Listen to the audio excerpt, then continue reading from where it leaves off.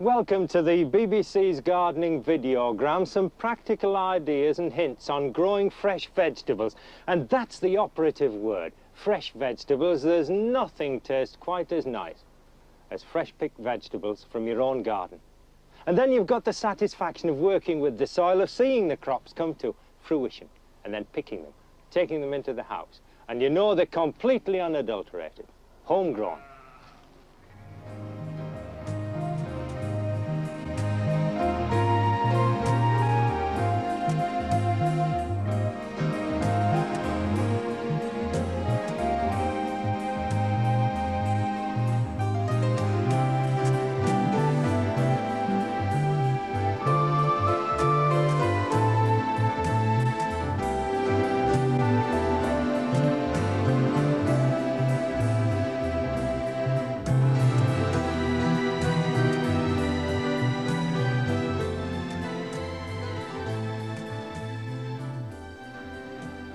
And this is the prospect that faces most new garden owners, whether it's an allotment or a vegetable garden behind the house. A bit of weed about, but not a lot to worry about. And they do tell you a story, these weeds. For instance, groundsel. On poor land, that root would have been twice as big. And you've got twice as much work to get it into proper condition. The mayweed. An indication that a little bit of lime might be an advantage if you're growing cabbage to stop them getting club root. But there's one cure for dirty land, and this isn't dirty, it's just about right for digging. The sort of land I like to start with, a good spade. That cures most garden troubles. Get it down out of sight, and then when you come to sow in the spring, you're starting with a clean plot of land, and it saves you a vast amount of work later in the year. You get the weeds down under cover, and you've just got the germinating weed seeds to bother with. Now, if you're going to grow vegetables, make your vegetable garden look as neat from the start as you would your flower garden. A measuring stick. This one's homemade out of a builder's lat in 6 inches and feet. Might as well start straight, even if you don't finish up straight at the far end. And I'm starting 2 feet from the raspberries because I don't want to chop their roots about.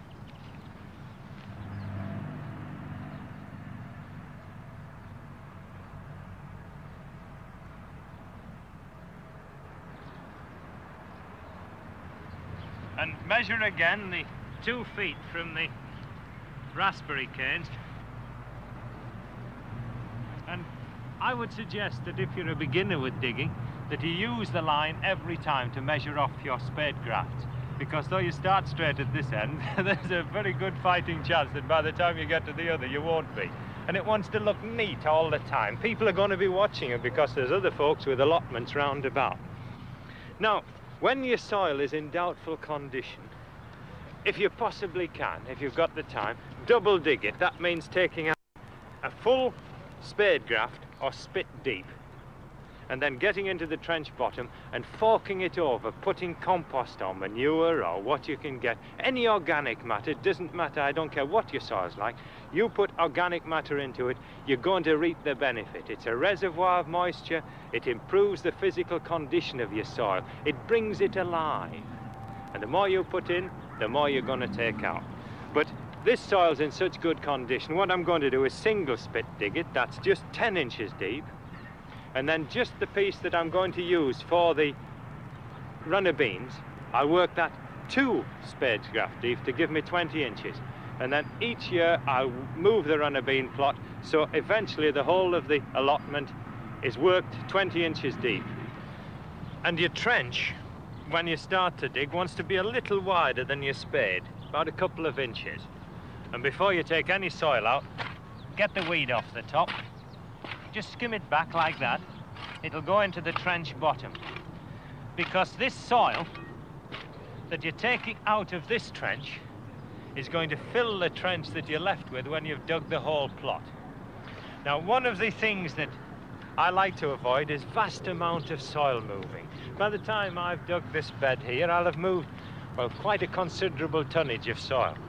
So what I do is to split the average allotment, which is 10 yards across, into 2 5-yard portions. And then instead of having to take this soil that I'm taking out here, right to the far end of the plot, 30 yards away, on a wheelbarrow. All I've got to do is dig it out there and put it there. Now I'm going to dig down that side and back up this side, and I'll finish with a trench exactly the same dimension as this one I opened up. I've saved myself a lot of effort, I've got the bed dug, and it's a clean finish. And don't skimp on the depth of your trench. Very easy to say, take a trench out 10 inches deep, and there's always a stone in the way when you're digging like that. But do make sure it's 10 inches deep by cleaning your bottom out. And that's a full spade graft. So the weed is going to be 10 inches down, and it takes a pretty fierce weed to get up from that depth. But the only thing I know that'll come up from 10 inches down are dockings.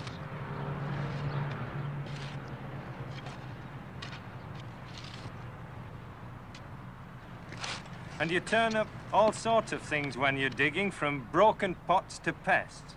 And you get this even in the best maintained allotments, and I always reckon that the ones that are slow moving, like this chafer grub, are the ones that are going to do the damage.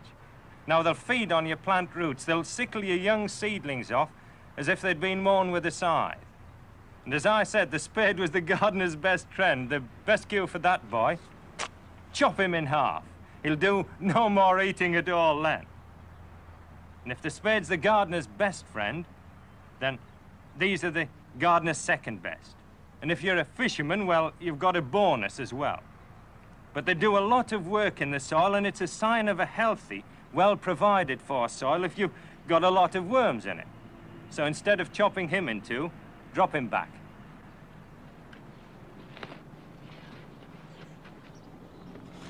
Nick the sides out. Take as much as you can comfortably lift. Throw it out of the way. Maintaining all the time the 10 inches deep that you want, and not throwing weeds into the soil that you're going to use to finish the trench up. When you've finished the digging, you'll be tired of it, no matter how enthusiastic you are. And the last thing in the world you want to do is to have to pick weeds out of the soil you're going to use to fill the trench in. They want to be buried where they should be, 10 inches below the ground. Nick the side of each spade hook. Always stand facing your work so you don't get a twist on your body. And to make certain you get the row straight, use the line. And a foot's big enough for anybody to dig in one bite. And better, if you're not used to digging, to take 2 bites at it. Because it's so easy to damage your back. And then the digging's got to wait. Push your line in, up to the other end. And then all the time your digging looks neat and tidy. And when you've finished at the end of the day, you know precisely what you've done. And those weeds want to go upside down in the trench bottom, and then there's no fear that they're going to come up through again before you get the stuff sown. And it's easier, you've got less distance to stoop. If you stand in the trench bottom, you'll not do any harm. And I can never understand people pulling weeds out and putting them on the bonfire. The weeds taking the nutriment out of your plot, and the best way of ensuring that you don't lose anything is to put them back in again. No need, even at this time of the year, to put them onto the compost heap. Let the soil do the composting. If your soil's in good condition, they'll rot down just as well there as they will in the compost heap.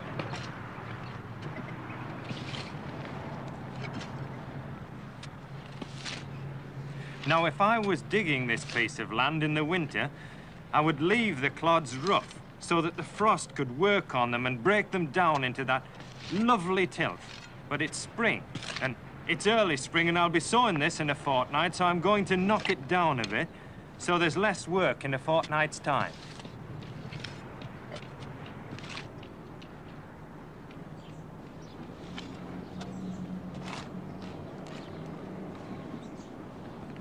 I'm a confirmed muck and magic man. To me, there's no substitute whatsoever for good, honest farmyard manure. Get that into the soil, keep the roots right, and the top will look after itself. But a lot of people can't get farmyard manure. Anything then that'll rot down, any organic matter that'll break down into the soil, into that black material that we call humus, that acts as a reservoir of moisture and fertilizer to the plant roots. So if you can't get farmyard manure, spent hops, lovely thought, cottonseed waste, peat and bone meal mixed, or better still, make your own compost. And a homemade compost heap. It's functional, it's neat, it's unobtrusive. Any reasonably sound pieces of timber will do. Leave air spaces because you must have air for the bacteria to work. If there's no air, you get putrefaction rather than breakdown. And if the material you're using is at all dry, water the heap as you build it. Moisture, air, and warmth. These are the three basic essentials. And in particular, if you're making the heap over winter, cover it, because you don't want all the weather soaking in and saturating it and cooling it down all the time. And this 4'6" box is big enough to keep the average allotment going, provided it's used intelligently. You must keep feeding it. Now, the sort of materials you put in: cabbage leaves, sprout leaves, any straw you can get hold of. I compost leaves separately, though some people put them through the compost heap. Nettle tops, but not the roots. You don't want to put the roots in because frequently, especially if you put them in over winter, it doesn't heat up enough to kill. The idea is to get it heating up fast, so any weed seeds, any pests, any diseases are killed by the composting. Remember that when any organic material is breaking down, you get acids formed that can inhibit the breakdown, that can stop it. So put in about 4-inch layer of vegetable waste, a layer of soil, and then a dusting of lime, and carry on like that until it's built up. Once you've got the box full, by that time, the material at the bottom is ready for use. Look at that. With tobacco the price it is, goodness, you could smoke that almost. And it has that warm, rich, earthy smell that indicates what a valuable material it is. There you're putting back into the soil what you take out. And the soil is not only being maintained in a fertile condition, it's being improved, literally.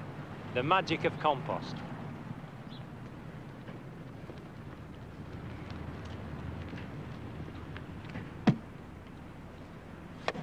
Manure is no good in the barrow.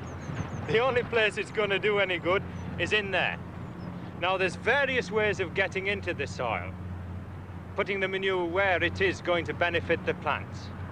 And certainly, as far as I'm concerned, autumn digging's the best. When you've cleared all the summer crops, the bed's empty, it's there to do what you like with, and you can trench it in. Or you can wait until spring, as you have to when you're growing Brussels sprouts. Brussels sprouts, sprouting broccoli, don't come off the land until the spring. And with your picking activities, the ground's got very compacted, and you've got to loosen it. And the third way is to apply it as a mulch. In other words, when the crops are growing, you can put it down between the rows. Now, you can't over-manure land, you can make it soil sick. By putting fresh manure in the spring, all the bacteria seize on it to break it down into the soil, to incorporate it with the soil. And when that happens, they take all the nitrogen, the plants can't get it, and you get little stunted cabbages and stunted Brussels sprouts. So, beware of what you crop the land with when you've dug it at this time of the year, in the spring. And I'm going to grow courgettes. Look at it, steaming.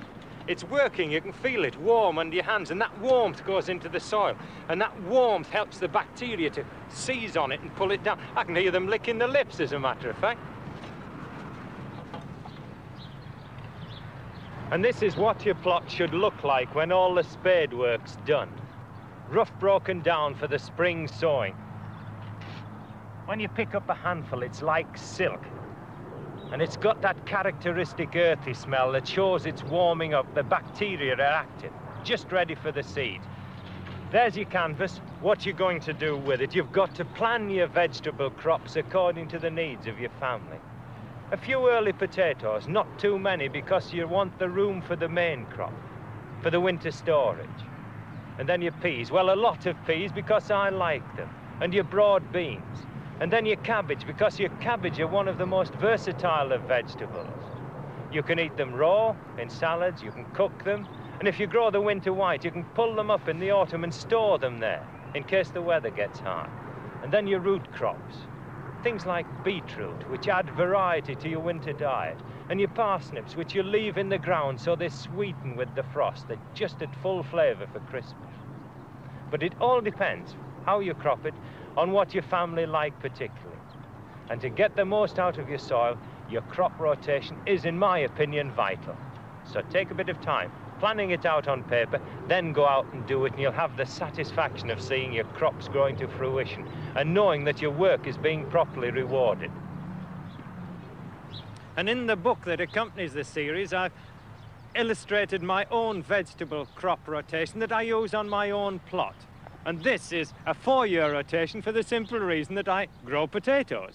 And the 4-year rotation means that it's going to be 4 seasons before potatoes are grown on the same land again. I'm getting the best possible use out of fertilizer, and I'm lessening the risk of disease, and that's very important.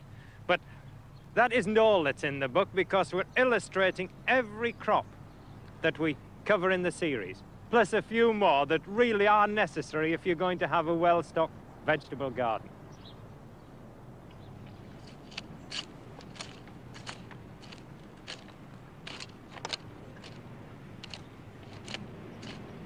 Now, I have a piece of equipment that I made myself. Marvellous for drawing drills because I can get it exactly the depth I want. If I want a 3-inch deep drill, which I do for broad beans, then I can draw it 3 inches deep.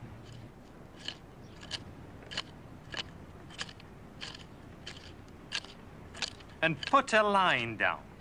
I defy anybody, no matter how good his eye is, to draw a straight drill across a plot 10 yards wide.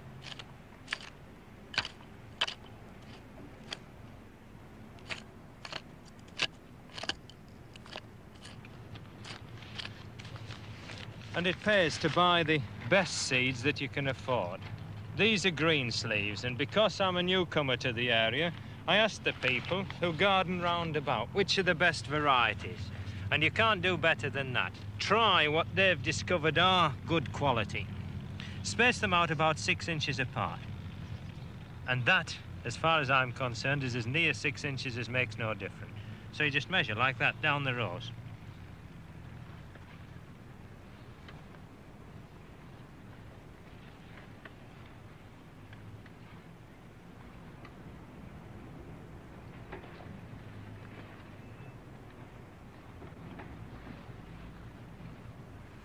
And if you're doubtful about how good your eye is, then you use a measure stick.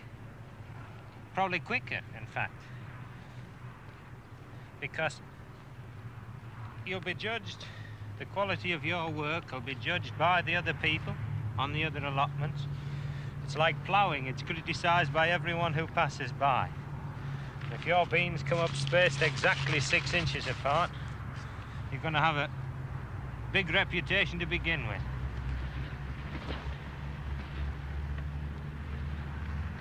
I follow potatoes with peas and beans because they're heavy feeders, they like a rich soil. And then instead of digging them up when the crop's cleared, you clip the tops off and you leave the bacteria which live on the pea and bean roots and which manufacture nitrogen, you leave them in the soil, and as they rot down, that nitrogen is released. So I follow peas and beans with cabbages because cabbages are leafy plants, nitrogen makes leaves, so you get bigger cabbages because you grew peas and beans here the year before. And having sown them, this is where the gardener's feet come in. What you want is just to shove the soil back, and even in boots your feet are sensitive, and you're just firming that soil enough round those beans so that each bean is in firm and intimate contact with the soil.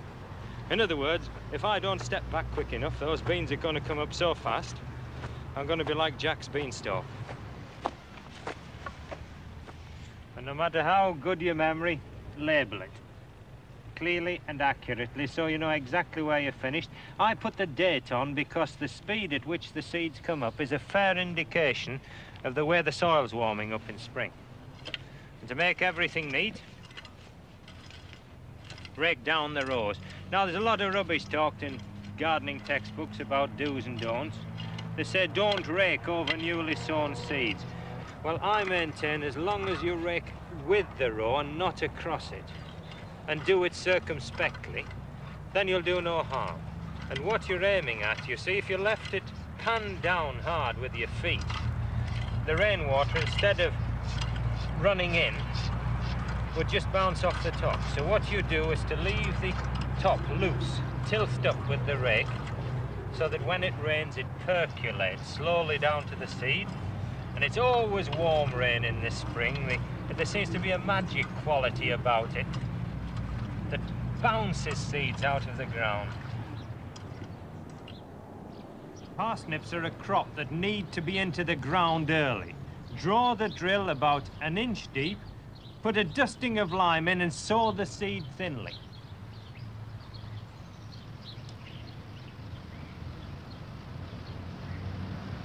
Parsnips, even though they need a long growing season, are very reluctant to germinate. Frequently, before the things are through and you can see the line of the row, the weeds are up before them. So to make certain that I've got a line or an indicator to show where the row is, I sow radish. And not only do I have a marker for my parsnips, I've got the makings of a good salad in the radish. Now, there's some seeds that you just can't sow into the open ground, otherwise they check and they're difficult to carry on, or they don't get a long enough growing season, so you start them off under glass in a potting shed. Now, making up a seed tray is a simple business, I thought anyway, and then I learned a trick this morning that I'd never thought of before. Put a little bit of the compost that we use from the stack outside in the bottom of the tray.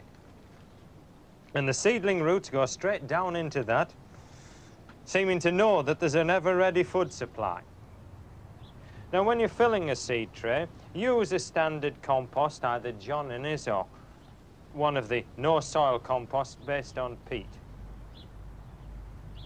Firm your corners as you go on. The temptation always is to firm the centre, forget about the corners, and then when you're watering, all the water runs straight out down the sides and the middle never gets wet. And then level off. It should look like a billiard table, otherwise you get your seedlings growing in patches over the compost where the seeds roll downhill into the hollows, which is not a good advert for your gardening ability. Now, cauliflower is one of these seeds that I sow in trays because if there's any check to growth, they form what we call a button curd. They don't develop a full big head, they form a little tiny one that's used to neither man nor beast. And cauliflower seed is fairly fine, but it's easy enough to sow. That's one of the beauties. It's round and it rolls off your fingers.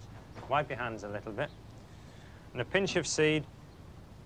Sow the corners first and round the edges. It's like watering. I was always taught when I was watering seed trays, water the edges, lad, and the middle will water itself.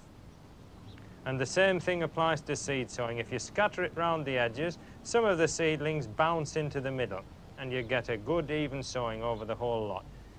Sow thinly as you possibly can, because if you get any sort of overcrowding in the seed tray, you're going to be in trouble with disease, and that's a nuisance.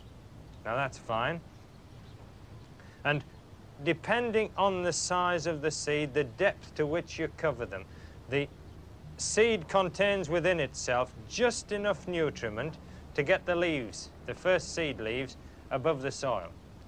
If it can't reach the soil surface before the supply of food's exhausted, then it dies, and you blame the nurseryman for selling you bad seed in the first place. There's very little bad seed.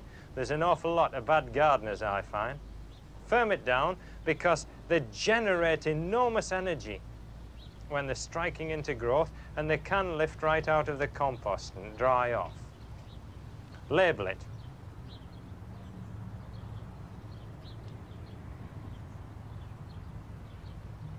Now all that needs is a watering and it'll go out into the frame and fine. And I'll be interested to see whether that tip given to me about putting compost in the bottom does produce a better plant. Now that technique works very well for cauliflowers. Onions, leeks, which belong to the same family, of course, I always did put a little bit of something that's going to give them a high nitrogen kick. I've always have, in my own gardening experience, found that if you don't get the compost for leeks and onions rich enough, they flash. And it took me a lot of years to discover why the tips of my plants, of my onions and my leeks, were turning brown or flashing.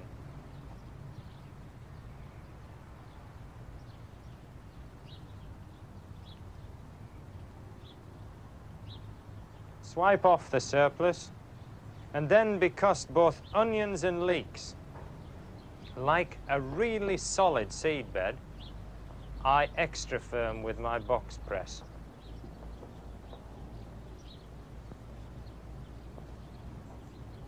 Because they are not covered, at least I don't cover them. I never have covered either onions or leeks. And they do lift right up, and they seem to need the firmness of the seed bed to press against for some reason. And I do exactly the same when I'm planting onions out in the open garden. If I've got a light sandy soil, then I firm it really hard, even put a roller on it. Now, onion and leek seed are black. And if you've got a dark compost, it's a good idea to mix a little bit of sealing white with them. And then they stand out and you can space them very easily. Sow them again lightly over the compost. And because they're going to stand for quite a while in the seed tray, be particularly careful. Take your time about getting the spacing thinly over the whole area. In this case, they've been so niggardly with the seed, it's a case of having to make the seed spin out to cover the whole box, let alone having any surplus. And then don't cover them, just refirm, pressing them into the surface of the compost. And these, in my experience, are one class of seed that are better for a glass and newspaper covering.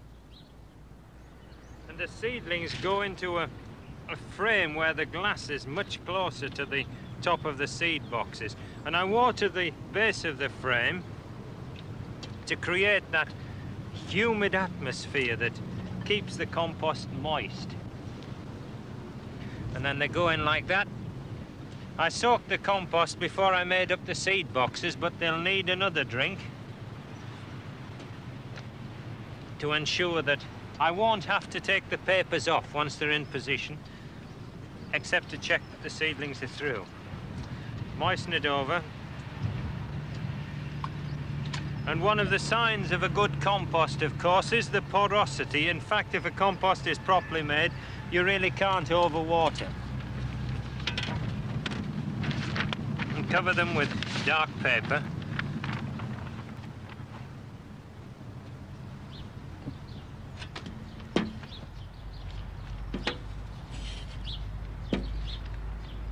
The paper, of course, helps to keep the moisture and temperature even.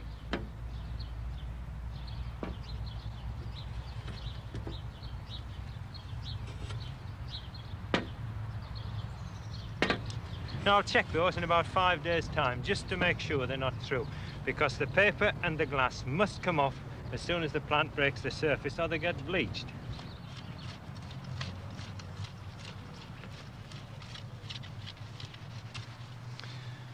Onions are one crop that you can grow continuously on the same plot of earth, at least for a limited number of years, because what you're aiming to do is build up the fertility. And you do that by digging the ground in the autumn, mucking it well.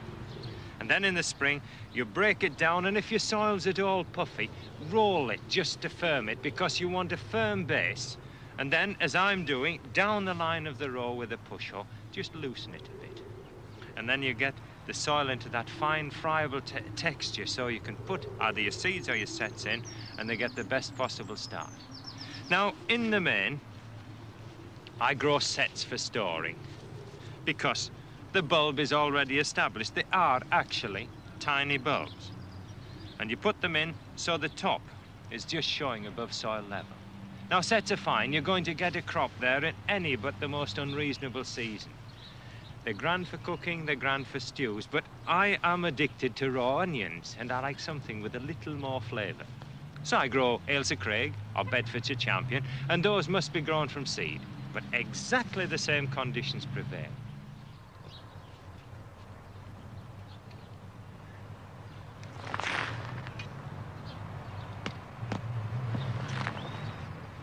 And that gives me a good line to work to, tight on the soil surface. Now, onion sets, I reckon, want to go in about 6 inches apart. And because I want the measurements to be exact, I don't bother with any fancy hand measurements. I use a measuring stick. Because onions are one crop that you like to show to your friends. You come round and it's really what a gardener's skill is measured by. The quality of his onions, and that's why in local shows they're what we call a 20-point crop. Choose the best, don't use little ones like that. Those will do for the birds. And that's the value of the loose, puffy soil. You can press them in, but if your soil is a little bit heavy, use a trowel.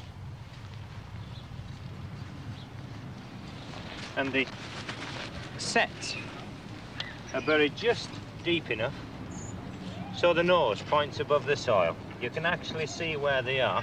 And then as the bulb swells, they sit right on the soil surface. So they get full benefit from all the sun that's going.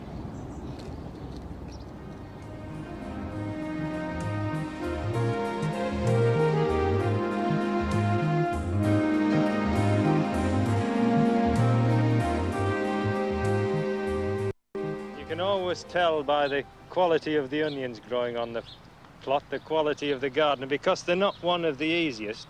And one of the great temptations with this particular vegetable is to push hoe down between the rows. And what people forget is that those onion roots now will be out on the surface, running out into the row, looking for nutriment and moisture. If you push hoe, you're bound to cut some of them. And even though you only cut 1 or 2, it's going to reduce the size of the bulb that you pick for storage quite considerably. So hand weed down between the rows, and then once the weeds are off the ground, give them a liquid feed about once a fortnight, and you'll get these 1.5 pound onions that are just a decent-sized meal for one man.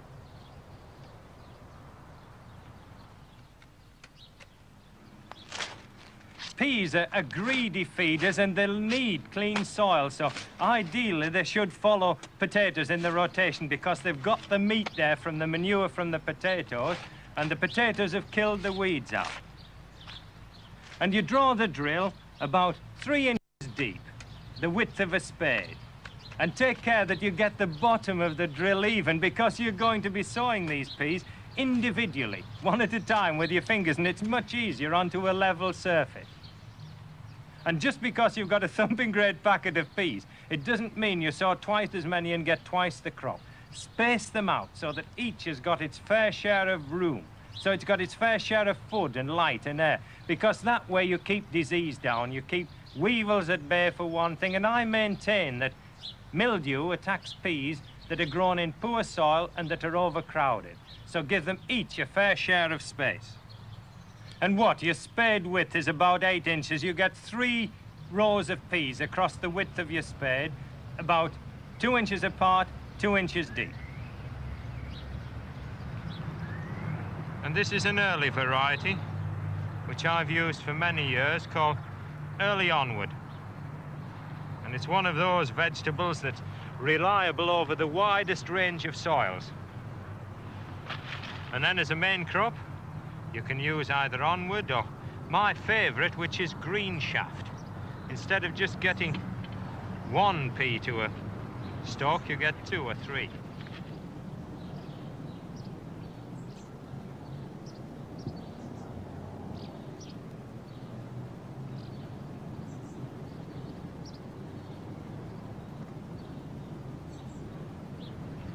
And you just take a rake and you knock down the ridge of soil, and it gathers the moisture, what you're after, because these are the early sowings. You're putting them in late March.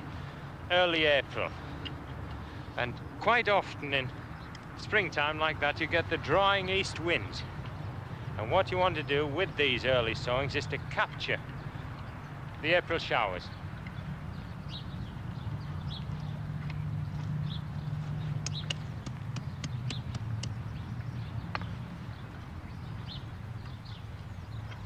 And when it's finished, all neatly tamped down, just looks as if a caterpillar tractor had run down your garden.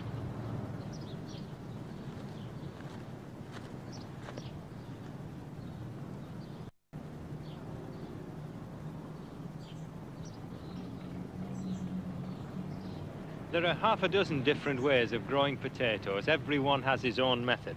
But I think most people who grow potatoes would agree that it's good investment to buy Scotch-grown seed, certificated. That way you start disease-free. You're not bringing things like eelworm onto your plot, because once it's in, you can't get rid of it. Now it says on here that these are sized 2.5 to 1 1/4, and it pays to check. Now I didn't. And all I can say is the man who sized these must have had too much to drink at lunchtime, or was using a riddle that had too many holes in it. I like them about the size of a hen's egg, an average-sized hen's egg. If they've got shoots coming from low down, rub them out. Leave those at the top only, because I'm going to be earthing these up to get a bigger weight of crop. Now, the textbooks say 2 by 2. Well, distance depends on the size of your plot. If you've got enough room, yes, 2 by 2. I would say about 18 inches if your soil's in good condition. Use a measure stick, and depending on the technique you like to adopt, I prefer to plant into near fresh manure. I think the extra warmth lifts them out of the ground. But in this case, the land's been manured during the autumn, and all I need to do is to plant the potatoes into it. Now, the soil is a bit compacted, so I'm going to fork these in. But you can plant them with a trowel, or you can plant them under black polythene, and this is the technique that I adopt for the very early varieties. Well, that one, you see, surplus shoots. I want them at the top only. So rub that out.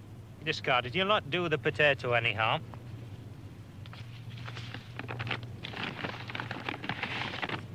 That one is far too big. Now, this I can't understand. But there is a method you can get over this by. I'm not all that keen on it, because if you pay for a quality product, you want a quality product as the end result. If there's eyes, growing points at each end, you can cut it in half. This used to be a winter day job when I was serving my apprenticeship, cutting the seed potatoes in half. Now, there's a growing point there, there's a growing point there, so each of those will grow into mature potatoes and give you a creditable crop. But, as I've said, when I pay the price of seed potatoes, I like to get proper seed potatoes.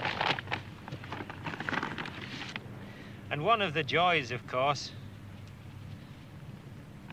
of growing potatoes like this, at the end of a day's work, you see a very large lump of your plot filled up. And because you do them so well, you know that your soil is going to be that little bit better at the end of the year. And in addition, you're going to get enough potatoes to see you through the winter, because this is a great storing vegetable, and I am peasant enough to feel a great deal happier with a garden full of food that's going to see me through 12 months than I am if I know I've got to buy it from a shop.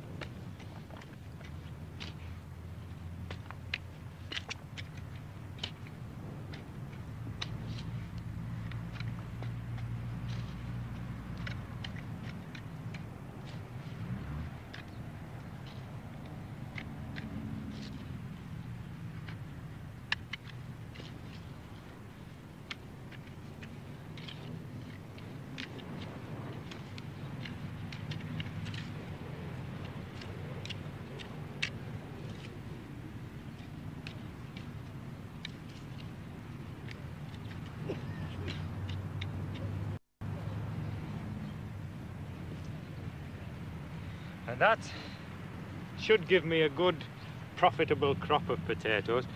As soon as the tops are through, I'll start to earth up, because they're only 4 inches down, remember. So keep them earthed up, leave the ridge sharp, and then you stop this business of greenback, which spoils so many crops of potatoes.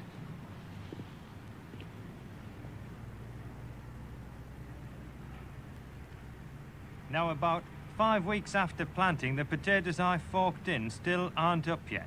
But the leaves of the early variety I planted at the same time are already through. And these are the ones I planted under black polythene. Now, this method has several advantages, of course. You don't have any weeding to do, and you don't have any earthing up to do either. The only difficulty seems to be in laying the polythene out on a windy day in the spring. But here's the great advantage of working on an allotment with other people, because this job's a two-handed one. Unroll him, Albert, and then I'll give you a hand tomorrow with the same trick. I laughed once when I was growing them like this the first year, and my wife had got the trick of just lifting it up and pulling the potatoes out. And she did it one day, and because it's so warm, all the toads in the garden were sitting underneath the black polythene. And she picked a toad out.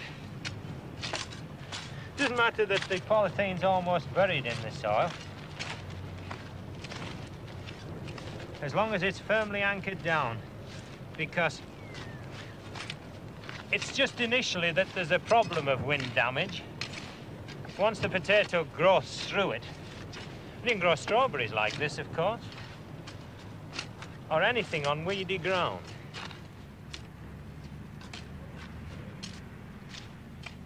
And the planting technique with the black polythene is simple. Roll it out, make sure it's well anchored down, move your line to keep you straight, and then all you do is make a slit in the polythene. If your soil's in good condition, you can press the potatoes in, cover them up, measure again. But if your soil's a wee bit hard, then just use a trowel, like a soil auger.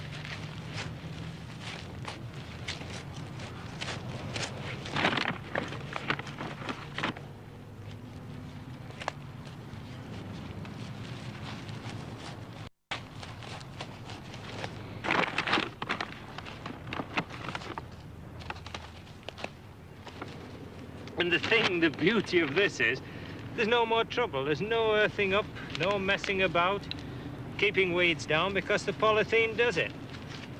It's as simple as that.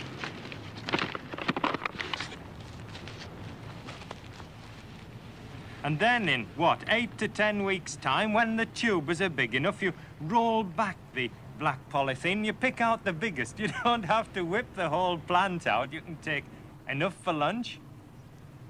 And then, having selected as many as you require, roll the black polythene back and allow time for the tiny ones to grow big enough to eat.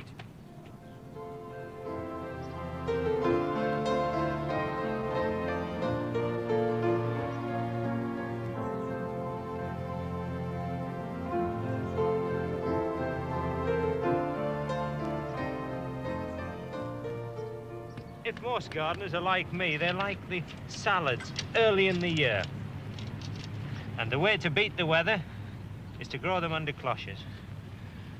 And I sow the lettuce in a frame and harden it off, and to make sure there's absolutely no check to growth, I mark out the site and put the glass, the cloches, over it for 3 or 4 days before I move the lettuce out. And that pre-warms the soil, and there's absolutely no check. The growing conditions are perfect.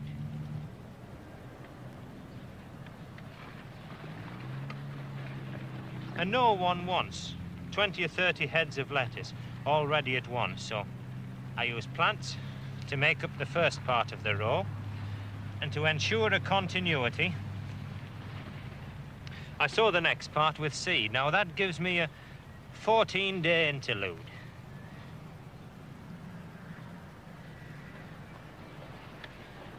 And there's more to a salad than just lettuce. To add variety and to get it more under the cloches, some salad onions, a few radish, and they will make a beautiful summer salad. The sort of thing that makes your mouth water with a hard-boiled egg. That soil is warm. Those plants won't know that they've been moved. And you don't need much. All you're trying to ensure is a continuity.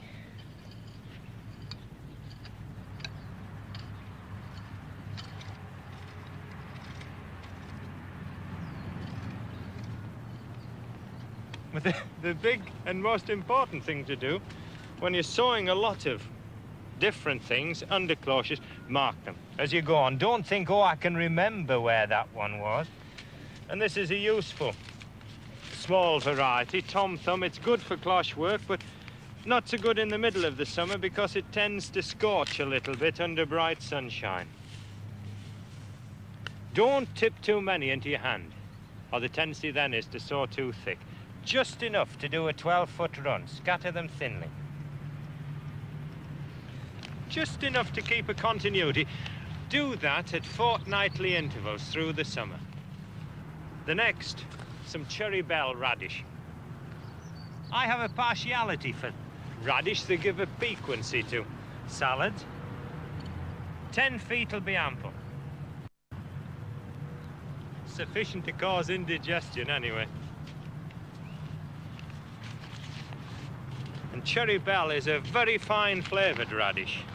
Not too sharp. Kiddies love it. And these are bigger seed. They give you more to go at.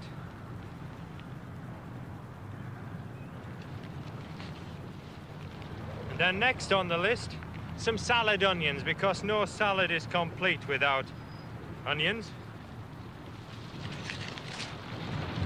And onion seeds are small and black. So you've got to be very careful to get them in thinly.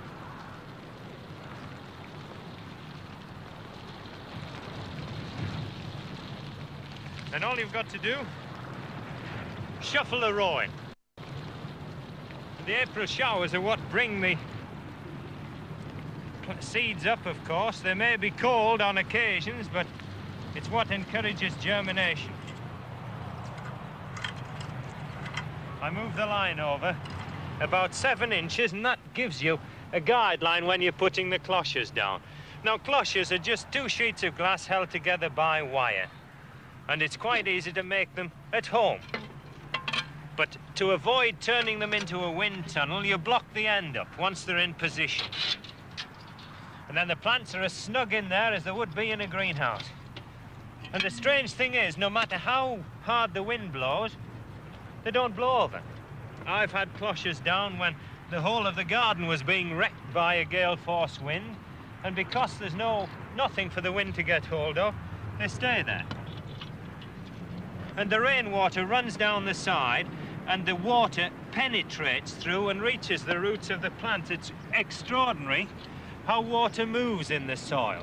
I used to think I'd have to lift them off and water them, but you don't. The plants get all they need.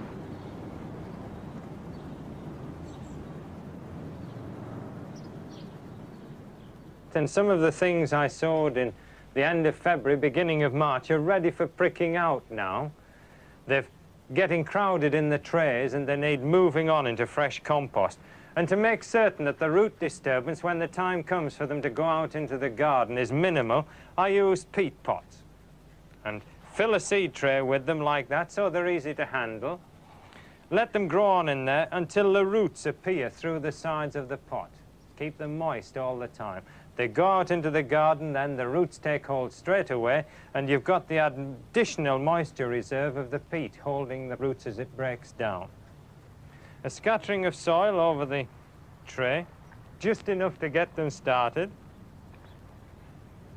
And then you get the moment of truth about the compost in the bottom of the tray at this particular stage, and I'm just as interested as the man who told me about it.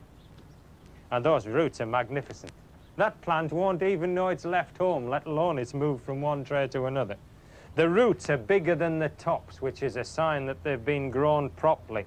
When you force a plant in too high a temperature, quite frequently you get a little top and a little root as well. or a very big top in some cases if the temperature is extremely high, and not enough root to support them.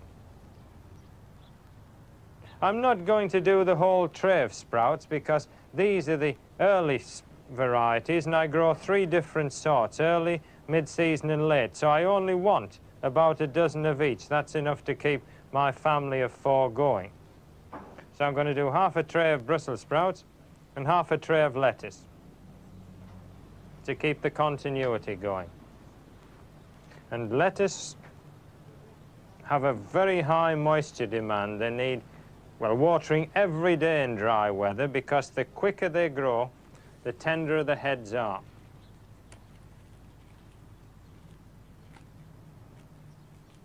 And they want to go quickly into the close confines of the frame because there's a cold wind that seems to suck the life out of so many seedlings in the early spring.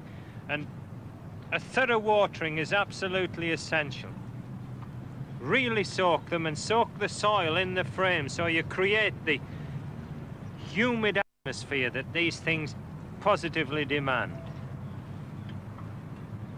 And once that's soaked in, the glass on again. And they'll take hold very quickly and grow away there until they're ready to go out into the open garden. Runner beans are one of the really useful vegetables because they crop over such a long period. And the only problem, as far as most gardens are concerned, is where to site them. Well, this is the north end of the plot, the end where the wind comes from. And strangely enough, though they're a fairly tender crop, in other words, they mustn't be frosted, they do make a good wind protector. Now, canes are so expensive, and bean rods, the old poles that we used to grow them on, impossible to get now, that I find the plastic netting is probably the best buy.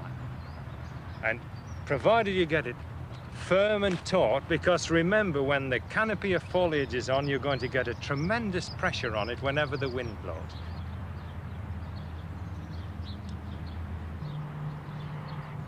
Put them in about a foot apart, and about 1.5 inches deep, and space them neatly too. Don't just slam them in as the spirit moves them or as the space is available. Space them out, get them exactly a foot so your vegetable garden looks neat from the minute you start. Now those will germinate very quickly, and then they come onto the canes, they go up the canes, and as soon as the first flowers start to show, spray them over. Because one of the strange things about runner beans, if there's any sort of dryness in the atmosphere, the petals drop, the flowers drop, and you don't get beans. So in the evening, in the cool of the evening, when the plants are in bloom, just damp them over with a fine rose. You'll get a good set of fruit. Then when you've had about 4 or 5 boilings off them, start feeding them. Just a light side dressing to push them along. And you'll be giving runner beans away until your neighbours are sick of them and you're sick of them. But as they're a very delectable vegetable, they're worth taking a lot of trouble with. And if you want to beat the weather and get really early crops, use cloches to protect the plants. By keeping them warm, you'll be picking runner beans before unprotected plants are in flower.